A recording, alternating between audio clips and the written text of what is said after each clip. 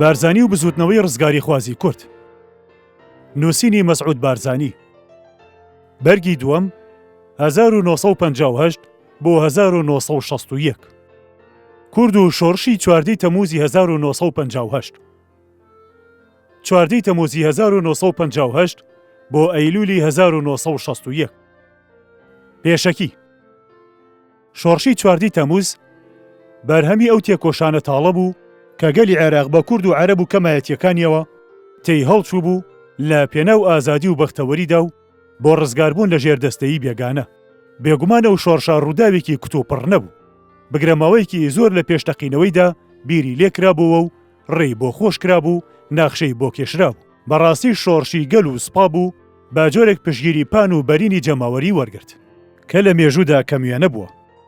ئەم پشگیری بێسەر و سنووری خەڵکە بۆ سوپا و فەرماندەکانی بوو بە قەڵایەکی پۆڵاینی ئەوتۆ کەس نەوێرێ لە ڕۆژانی یەکەمیدا پێشی پێ بگرێ یا لە دواوە پلانی بۆ بژێڕێ. ئەم سەرکەوتنە خێرای و نەبوونی بەرگری نیشانی ڕەسەنایەتی شۆڕش بوو، ئەو کە لەبەرەی پیشان دەدا کە کەوتبووە نێوان ڕژێمی شایەتی لەلایەک و گەل و سوپا لەلایەکی ترەوە. شۆڕشی چواردەی تەمووز ئاسوویەکی بەربڵاوی لە بەردەم گەلی عێراقدا کردەوە و بناغی بۆ برایەتی هەردووک نەتەوەی سەرەکی کورد و عەرەب و کەمایەتیەکانی نەتەوەی و ئاینی دانە. شۆڕش هەنگاوێکی گرنگی لەناو خۆ دەرەوەدا هاوێشت. لەباری کێشەی کوردیشەوە سەرکردایەتی شۆڕشی تەمووز بایەخێکی تەواوی پێئەدا ئەمە لەو پرۆگرامانەدا دەردەکەوێ کە ئەفسەرە ئازادی خوازەکان لە کاتی گەڵاڵەکاری شۆڕشدا دایان ناو پاش سەرکەوتنی بەدیار کەوت. وەکو لە بەندی سێمی دەستوردا بەڕەوانی دەڵێ کورد و عەرەب لە نیشتیمانی عێراقدا هاوبەشن. ئەمەش بەهۆی کاریگەری و هاوکاری بەرەی نیشتیمانیەوە بوو. بە تایبەتی مامۆسا کامل چادرچی و حوسێن جەمیل کە سەرکردایەتی دانانی دەستوریان دەکرد. گرنگی ئەم دانپێدانانە لەوەدایە کە لە ڕووی باوەڕ و دڵنیاییەوە کراوە نەک لەبەر هەڕەشەوتین بۆ هێنان. لەوەوە هاتبوو کە سەرکردایەتی شۆڕش لە گرنگی کێشەی کورد گەیشتە بوو، گراناییەکەی هەڵسەنگاندە بوو کە لە مەیدانەکانی عێراق و دەرەوەدا چەند کاریگەرە. بەم هەنگاویان ڕێز و خۆشەویستی گەلی کوردیشیان بۆ خۆیان بردەوە کە بۆیان بوو بەهێز و سپایەک ئامادەی فیداکاری بێ لە پێناوی شۆڕشدا. بۆیە دەڵێم ئەم ددانپێدانانەی مافی هاوبەشی و مافەکانی تری نەتەوایەتی گەلی کورد لە باوەڕەوە هاتەبوو، نەک لە تین و پاڵپێوەنان، چونکە لەو کاتەدا حکوومەت و گەلی کورد لە شەڕدا نەبوون کە لەلایەک مەرجەکانی خۆی بەسەر لایەکەی تردا بسەپێنێ. بگرێ هەردوو لە هەستیان بە گرنگی برایەتی کورد و عەرەب کردبوو کە لە دامەزراندنی بناغی عێراقی نوێدا چەند کاریگەرە. باپێی ئەزمن و بڕوای خۆم ئەو پەیوەندیانی لەسەر بناغی بڕوا پێکترەوەدا نەمەزرابێ درێژە ناکێشێ و بە ناچاری خۆی لە بەردەم ڕەوەزێکی ئەوتۆدا دەبینێتەوە لێی دەرباس نابێ. بڕوا پێکتر وەک بنەمای پەیوەندی نێوان گەل و حکوومەتە. هەروەش بناغەیە بۆ نێوانی کەسانی کۆمەڵگەش. بەردی بناغی نێوانگەلی کورد و حکوومەتی شۆڕشی چواردەی تەمووز لە سەرەتادا بڕوا بوو. پاشتر بەهۆی لاڕێبوونی هەمووان لە ڕێبازی شۆڕش هەڵوەشایەوە و نەبێ وەکو هەندێک کەس دەڵێن بە تەنیا کەریم قاسم لاڕێبوو بێ کە گشت تاوانەکانی داوێنە سەر بە ناحەق. جیاوازی دەستکەوتەکانی گەلی کورد لە شۆڕشی چواردەی تەمووز و 11 ئاداری 1970دا لەوەدایە کە ساڵی 1958 کوردژی ڕژێم ڕانەپەڕی بوو، بارزانیش لە یەکێتی سۆڤیەت بوو. پارتی دیموکراتی کوردستانیش ئەو کاتە هێزێکی وای نەبوو هەڕەشە لە شۆڕشی تەمووز بکە بۆ دانان بە مافەکانی گەلی کووردە سا ئەو ددانپێدانانە هەرچۆنێک بێ. بەڵام لە 11 ئاداری 1970دا حیزبی بەعەز لە ژێرباڵ و تینی شۆڕشی ئەیلول و پەرەسەندنی دەسەڵاتی سەرکردایەتی پارتی دیموکراتی کوردستان بە ڕابەرایەتی بارزانیدا ناچار کران ددان بە ئۆتۆنۆمی گەلی کووردا بنێ، چونکە بەشی زۆری ناوچەکانی کوردستان ڕزگار کرابوون و لەژێر دەسەڵاتی میری دەرچوو بوون. واتە حیزبی بەعەز کە بەرەو ڕووی هەڕەشەی ڕووخان و لابران ببوو بە نابەدڵی ناچار کرا مەل بۆ حەق شۆڕکات و ددان بەڕاستی دابنێ. ئەگەر نا جگە لە یەکدوانێکیان کەس لە سەرکردەکانیان وەک عەبدولخالق سامەڕایی بڕوایان بە مافەکانی گەلی کورد نەبوو. بگرە دەیانویست خۆیان قایم کەن و چاوەڕوانی هەلبن تا پاشگەز ببنەوە لەو پەیمانەی لەگەڵ سەرکردایەتی شۆڕشی کووردا کردبوویان، وەکو پاشتریش دەرکەوت وایان کرد. هەرچەندە سەرکردایەتی شۆڕشی چواردەی تەمووز بەندی سێمی دەستوری بەکردەوە نەهێنایە جێ و بەرنامەیەکی ڕوونی بۆ چەسپاندنی مافەکانی گەلی کوردانە نابوو، بەڵام ئەو بڕوا بە یەکتری لە سەرەتادا لە نێوانیاندا هەبوو ناتەواویەکانی داپۆشی بوو. کەچی پەیمانی 11 ئادار بەرنامەیەکی ئاشکرەی ئەوتۆی تێدایە بە دەستکەوتی مێژووی زلی وادا دەندرێ کە پارتی دیموکراتی کوردستان خاوەنی شۆڕشی ئەیلول شانازی پێوە بکات. بەڵام چونکە بڕوا پێکترکردنەکەی تێدا نەبوو، هەر سوکە ڕووداوێک لێرە یا لەوێ بقەومایە لە هەردوو لاوە بەواتایەکی خراپ لێک دەدرایەوە. بۆیە پەیمانی ئادار خۆی نەگرت. بەلای منەوە کورد پێویستە لەم دوو ئەزمونەی 14 تەمووز و 11 ئاداردا پند وەربگرێ. من ڕێگەی ئەوە دەدەم بەخۆم کە تێبینیەکانم دەرببڕم و داوای بردنیش لە تێکۆشەرانی پارتی و هەموو گەلی کوورد دەکەم ئەوانەی لەو سەردەمەدا دەوریان بووە. بەڕاست و ڕەوانی دەڵێم هەڵەیەکی گەورە بوو ڕێگا بدرێشتە ناڕەواکان شتە ڕەواکان دابپۆشن. ئەوانەی پەیوەندیان بە عەبدولکەریم قاسمەوە هەیە. ئەوانە بوون هێشتیان پلانی پەیمانی سەنتۆ و بەکرێگیراوانی ناوخۆ و شۆڤێنیەکان سەر بگرێت و کە لەبەر بکەوێتە نێوان پارتی دیموکراتی کوردستان و عەبدولکەریم قاسمەوە. ئەو هەرچی بێسەرکردەیەکی بلیمەت بوو. ئەوەندەی چاکە لەسەرمان هەیە کە پێویستە ئێمەی کورد هەرگیز لە بیری نەکەین. گومان لەوەدا نییە ئەو لایەنگری هەژاران و ڕەنجدەران بوو. ڕێز و خۆشەویستی هەبوو بۆ گەلی کورد. نیشتیمان پەروەرێک بوو عێراق و عێراقیەکانی خۆش دەویست. دەتواندرا بە باشی تێی بگەن و لەگەڵیدا بسازێن. تاوانباری دەکەن گوایە لا ڕێ بووە و دیکتاتۆر بووە. لێرەدا من پرسیار دەکەم. ئاخۆ ڕەوای حەقا ئێمە لە ڕاستی لابدەین؟ ئەم پیاوە شۆڕشێکی زل و زەبەلاحی ئۆتۆی ڕابەری کرد کە تەرازووی هێزەکانی لە ڕۆژهەڵاتی ناوەڕاستدا لاسەن کردەوە. کەڵپەی بە جەماوەری تامەزرۆی ئازادی و سەر بەخۆی سندەوە. لە یەکەم ڕۆژانی کۆماریدا وەزارەتێکی پێکێنا لە حیزبەکانی بەرەی نیشتیمانی دژ بە پاشایەتی. گشت حیزبەکان بە هەموو مانای سەربەستیەوە چالاکی خۆیان بەکارهێنا. جابا بە ویژدانەوە بپرسین و بزانین داخۆکیە لە چی هەڵگەڕاوەتەوە. هەندێک لە حیزبەکان کەوتنە کارکردنی حیزبایەتی لەسەر حسابی ئەوانی تردا. حیزبەکان لە جیاتی ئەوەی یەکگرتووی خۆیان بپارێزن تا عەبدولکەریم قاسم لە ڕێلا نەدا. کەوتنە زۆرانبازی و هەندێکیشان دەیانویست دەسەڵات بگرن بەدەستەوە و بۆ لابردنی عەبدولکەریم ئەرکە نیشتیمانیەکانی خۆیان لەبیر چووەوە. من وای دادەنێم کە بەرپرسیاری حیزبەکان زۆر لە بەرپرسیاری عەبدولکەریم قاسم زیاتر بوو بۆ ئەو لادانی هاتە ڕێی شۆڕشی 14 تەمووز. چونکە ئەگەر ئەو حیزبانە یەکێتی خۆیان بپاراستایە و هەموو تەقەلایەکیان لە پێناوی عێراق و یەکێتی نیشتیمانیدا بەخت بکردایە، نە عەبدولکەریم و ناکەسی تر دەیتوانی لە ڕێبازی شۆڕش لا بدە. عەبدولکەریم قاسم لەم دنیایە دەرچووە.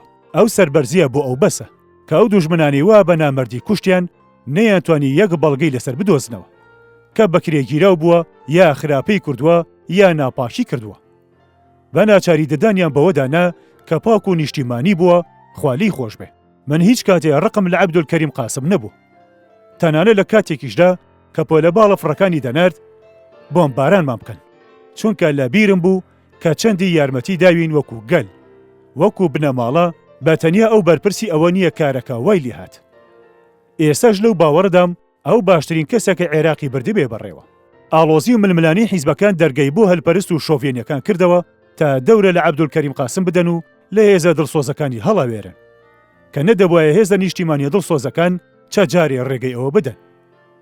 ئەم ململانەیە ڕێخۆش کرد لێکدانەوەکان لەناو بچن و بۆ هۆی سەرهەڵدانی کودەتا ڕەشەکەی هەشتی شوباتی 1963 و کودەتا ڕەشەکانی تر.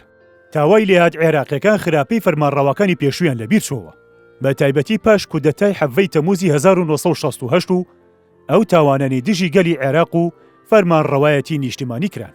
ژماری ئەوانی نوری سەعید و عەبدولکەریم قاسم بە درێژایی دەسەڵاتیان کوشتویانن ناگاتە نیوەی ئەوانەی بە یەک ڕۆژی دەسەڵاتی ڕژێمی ئێستای عێراق خەنکاون. تەنانەت سەرکردەکانی بەعز خۆشیان لەم پاکردنەوە بە کۆمەڵە دەرنەچوون، وەکو کوشتارگەی ساڵی 1979 کە باشترین بەعسێتیە کۆشەرەکان سەریان تێدا چوو عەبدولخالق سامەڕایی لە پێشیانەوە بوو.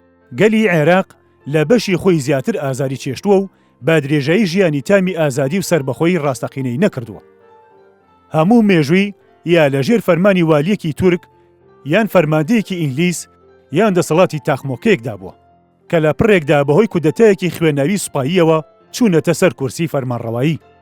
گەلی عێراق هیچ کاتێک بە ئازادی پەرلەمانی خۆی هەڵنەبژاردووە. بە ئارەزی خۆی دەستی نەخستۆتە ناو دەستی پاشایەک و تاقە جارێکیش سەرۆک کۆماری بە ئازادی هەڵنەبژاردووە.